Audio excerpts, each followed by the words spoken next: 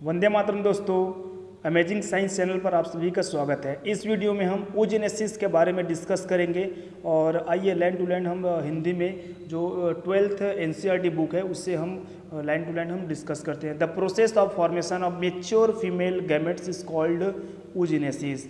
तो जो एक प्रोसेस होता है, ठीक है, एक फॉर्मेशन का प्रोसेस होता है मेच्योर फीमेल गैमेट्स का। मेच्योर फीमेल गैमेट्स मतलब ओवम का एक प्रोसेस होता है फॉर्मेशन का, उसी को क्या बोलते हैं, ओजेनेसिस बोलते हैं।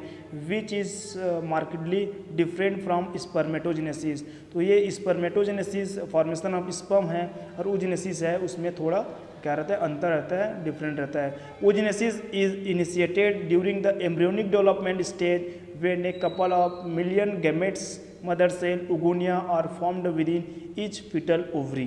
तो ये ओजेनेसिस जो प्रोसेस होता है वो ड्यूरिंग द किस टाइम, जब वो खुद जो फीमेल होती है वो एम्ब्रियोनिक डेवलपमेंट स्टेज में जब रहती है, उसी समय से क्या हो जाता है कि मिलियंस में जो गैमेट मदर सेल है, ओगोनिया है, वो बनना स्टार्ट हो जाता है। और ये जो फीटल ओवरी होता है, ठीक है, फीटल ओवरी, दोनों ओवरी में ये ओगोनिया का फॉर्मेशन होना स्टार्ट हो जाता है। कब, मतलब मान के चलिए कि 3 महीने में ही जब एम्ब्रियो डेवलपमेंट होता है, उसी समय मतलब ये फीटल ओवरी में ही क्या हो जाता है, ये ओगोनिया फॉर्म हो जाता है।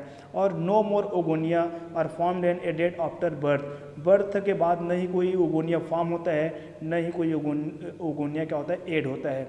This cells start division and enter into prophase first of the cell meiotic division and gets temporarily arrested at that stage called primary oocyte। अब जब ये सेल डिवीज़न स्टार्ट होता है तो उसके बाद वो जैसे ही प्रोफेस फर्स्ट में इंटर करता है, मियोटिक डिवीज़न के प्रोफेस फर्स्ट में, तो वो अपने आप को क्या करता है, टेम्परेली अरेस्ट करता है, मतलब स्टॉप हो जाता है। और उस टाइम जो सेल होता है, ओगोनिया होता है, उसको क्या बोलते हैं, प्राइमरी oocyte बोलते हैं। Each primary oocyte then gets surrounded by a layer of granulosa cells is called the primary follicles। अब जो सेल होता है, ठीक है, जो कौन सा सेल, प्राइमरी जो oocyte है, जो ओगोनिया से क्या बना, प्राइमरी oocyte बना। और प्राइमरी oocyte क्या करता है, उसमें कुछ जो सेल है इस टाइप से वो कवर करता है, उसको क्या बोलते हैं, उसी सेल को जो कवर, एक ग्रेनुलोसा सेल जो कवर किया रहता है, उसी सेल को प्राइमरी फॉलिकल्स बोलते हैं। A large number of these follicles degenerated during the phase from birth to puberty। अब जब ये बर्थ से और प्यूबर्टी, मतलब जब वो फीमेल है, ठीक है, बेबी बर्थ हो जाता है और उसके प्यूबर्टी तक पहुँचते तक क्या होता है, जो फॉलिकल्स होते हैं, बहुत सारे जो फॉलिकल्स वो डिजनरेट हो जाता है। और at puberty only 16,000 to 18,000 primary follicles are left in each ovary. अब इसमें प्यूबर्टी के टाइम तक पहुँचते पहुँचते 60,000 से 80,000 तक प्राइमरी फॉलिकल्स का क्या होता है, वो बचा रहता है दोनों ओवरी में, ईच ओवरी, है ना। उसके बाद फिर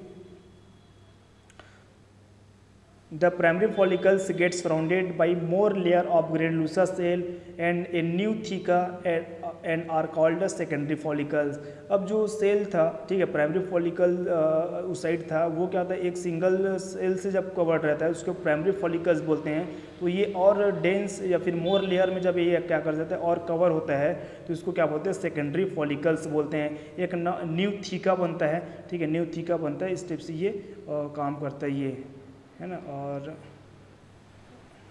नेट अब इसके बाद the secondary follicles soon transform into the tertiary follicles which is characterised by a fluid filled cavity called एंट्रियम।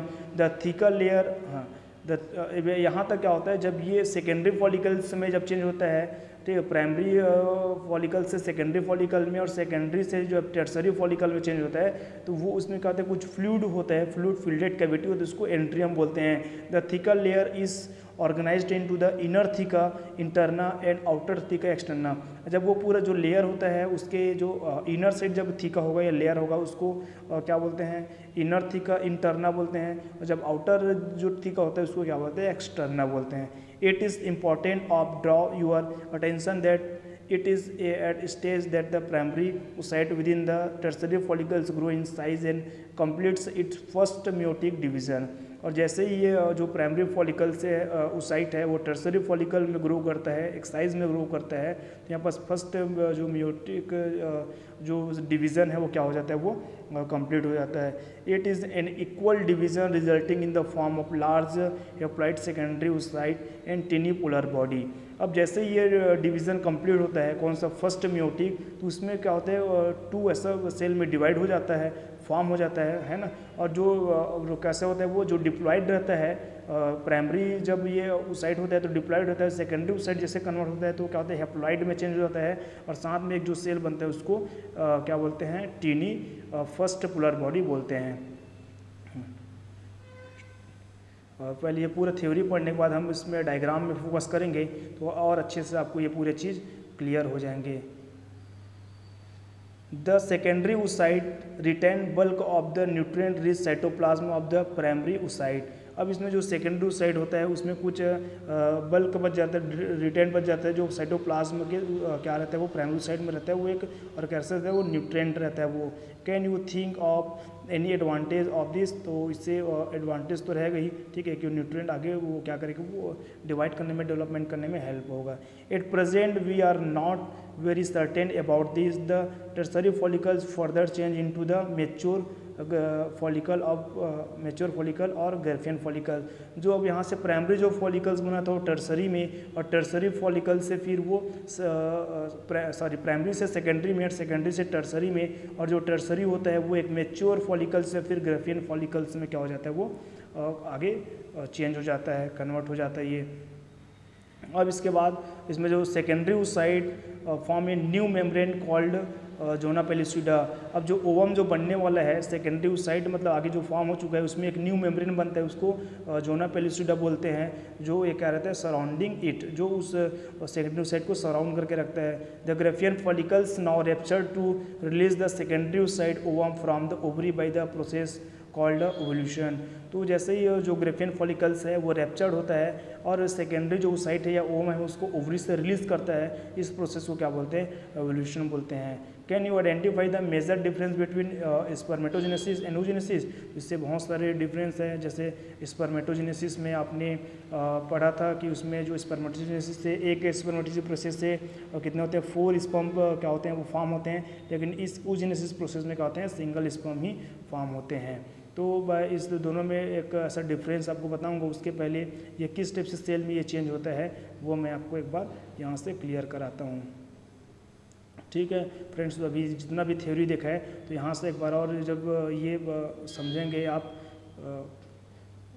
Diagram को तो आपको और अच्छे से समझ आएगा। देखिए ये ओवरी का जो स्ट्रक्चर है आपको दिख रहा होगा है ना, तो इसमें कुछ ब्लड वेसल्स होते हैं। अब यहाँ से जो ये सब क्या है प्राइमरी, ये सब जो आपको दिख रहा होगा बोल सकते हो कि ये प्राइमरी साइट है, उसमें क्या होगा जब ये सेल इसमें कवर्ड करेंगे ग्रेनुलोसा सेल तो उसको प्राइमरी फॉलिकल्स बोलेंगे। आगे चेंज होगा सेकेंडरी में, सेकेंडरी फॉलिकल्स में जब ये बढ़ते जाएगा तो क्या होगा टर्सरी फॉलिकल्स में चेंज हो जाएगा। इसमें जब ये सेल होता है तो कुछ इनर थीका होता है, कुछ क्या होता है एक्सटर्नल ठीका होता है। अब यहाँ पर टर्सरी जो फॉलिकल्स और मेच्योर फॉलिकल्स या ग्राफियन फॉलिकल्स में चेंज हो जाएगा और आगे फिर वो क्या करेगा एक टाइम के बाद ओवल्यूशन होगा, तो ओवल्यूशन में क्या करता है तो ग्राफियन फॉलिकल्स से रैप्चर्ड होकर ओवम को रिलीज़ करता है और आगे जो ग्राफियन जो फॉलिकल्स है वो कार्पस लूटियम में क्या हो जाता है वो चेंज हो जाता है। अब जो पूरा जो प्रोसेस है oogenesis का प्रोसेस आप इस डायग्राम से आप बहुत क्लियरली आप समझ सकते हो। देखिए सबसे पहले क्या होगा ओगोनिया फॉर्म होगा और ये कब होता है ये फीटल लाइफ में, मतलब ये जिस हम मान लो लेडिक में हम ये पढ़ रहे हैं प्रोसेस को oogenesis प्रोसेस को, वो खुद जब क्या रहेगा वो फीटल लाइफ में रहेगा उसी समय ये स्टार्ट हो जाता है। इसमें बहुत सारा क्या होता है माइटोटिक डिवीज़न होता है, ठीक है, माइटोटिक डिफ्रेंशिएशन होता है और उस टाइम उसको क्या बोलते हैं एक किसी सिंगल को हम लोग प्राइमरी ओसाइट बोलेंगे, ठीक है। प्राइमरी ओसाइट है ये क्या रहेगा प्रोफेज फर्स्ट में जाके क्या हो जाएगा वो स्टॉप हो जाएगा, ठीक है, यहाँ म्योटिक के प्रोफेज फर्स्ट में। और जैसे इसका बर्थ होगा, बर्थ होने के बाद जब ये प्यूबर्टी एज में आएगा तो फिर ये डिवीज़न कंप्लीट होगा और एक फर्स्ट पोलर बॉडी और सेकेंडरी ओसाइट में क्या हो जाएगा कन्वर्ट हो जाएगा। अब जो सेकेंडरी ओसाइट है वो ओवम को फॉर्म करेगा। अब ये भी क्या होता है 2 सेल में डिवाइड होगा, तो इसका भी मतलब उसका कुछ काम नहीं रहता, इसका भी कुछ काम नहीं रहता।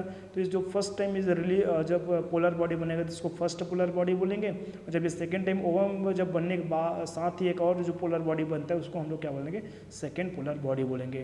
तो इस स्टेप से ये कंप्लीट हो जाता है। यहाँ से देखिए ओगोनिया होता है तो वहाँ पर क्रोमोसोम 46 होता है, लेकिन जैसे ही सेकेंडरी ओसाइट में कन्वर्ट होता है तो 23 मतलब हेप्लॉइड हो जाता है। ओके स्टूडेंट्स, अब यहाँ से लास्ट वीडियो में स्पर्मेटोजेनेसिस का ही डायग्राम आपको नहीं दिखा पाए थे, तो यहाँ से देख लीजिए कि ये जो प्रोसेस होता है एट प्यूबर्टी टाइम स्टार्ट होता है। जैसे ये फीटल टाइम में स्टार्ट हो जाता है, एम्ब्रियो टाइम में, लेकिन ये जब एज होता है प्यूबर्टी का टाइम, जो भी 12 या 13 ईयर, उसी समय स्पर्म का फॉर्मेशन स्टार्ट होता है। पहले सबसे पहले जो मेल जर्म स्तन होता है उसको क्या बोलते हैं, स्पर्मेटोगोनिया बोलते हैं। फिर ये माइटोटिक डिवीजन होगा और प्राइमरी स्पर्मेटोसाइट बनाएगा।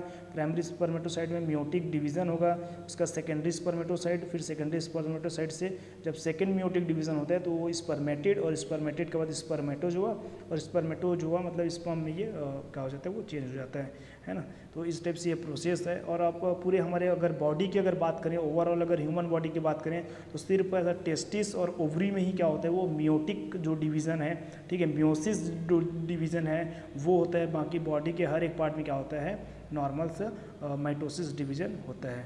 तो ओके स्टूडेंट्स, अगर फ्रेंड्स है ना, अगर ये वीडियो आपको अच्छा लगा, अच्छे से समझ आया, तो इस वीडियो को आप लाइक कर दीजिए और शेयर कर दीजिए। और इस चैनल में अगर आप नए हैं और चैनल को सब्सक्राइब नहीं किए हैं तो चैनल को सब्सक्राइब कर दीजिए। Okay, thank you to all. वंदे मातरम।